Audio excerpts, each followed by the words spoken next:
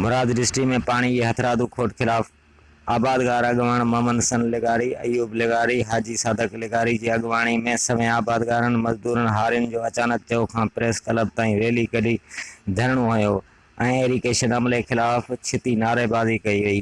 उन मौके ते आबादगारन सिंध टीवी न्यूज़ सां ॻाल्हाईंदे चयो त तैयार फसल जेके आहिनि सारूं पुखियूं ज़मींदारनि वण पुखिया आहिनि उहे हाणे हथरादू सुकाए पिया वञनि। सिस्टम में पाणी मौजूदु हूंदे हिकु त पाणी विकिरो कयो पियो वञे, चोरी कयो पियो वञे पियो। न आयल ऑफिसर आहिनि, हिकिड़े ऑफिसर वटि 5 चार्जूं ऐं डायरेक्टर साहब त शुरू खां ई न आयल आहे। तो सिंध जे चीफ मिनिस्टर खे राति जो ख़्वाब आयो त तूं एसी रोहड़ी केनाल ऐं एसडीओ फुलेली केनाल खे बदिली करे ऐं उन्हनि जाइनि ते राशि ऑफिसर मुक़ररु कर ऐं पाणी वारी वज़ारत तूं पर्स वारे हमरा अनवर सोहेल खे ॾेई छॾ।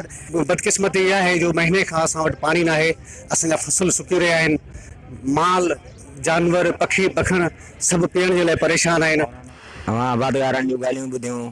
हुननि जो चवणु आहे त जेका मुराद डिस्ट्रिक्ट में पाणी जी हथरादू खोट पैदा कई वई आहे उनखे जल्द खां जल्द ख़तमु कयो वञे त जीअं हज़ारे एकड़नि ते पोखियल जेको फसल बची सघे ऐं चौपायो माल उन वगे जेको मरी रहियो आहे उहो बची सघे। कैमरामैन मोहम्मद मिठल सां गॾु दिलबर लगारी, रिपोर्टर सिंध टीवी न्यूज़ गुलाब लगारी।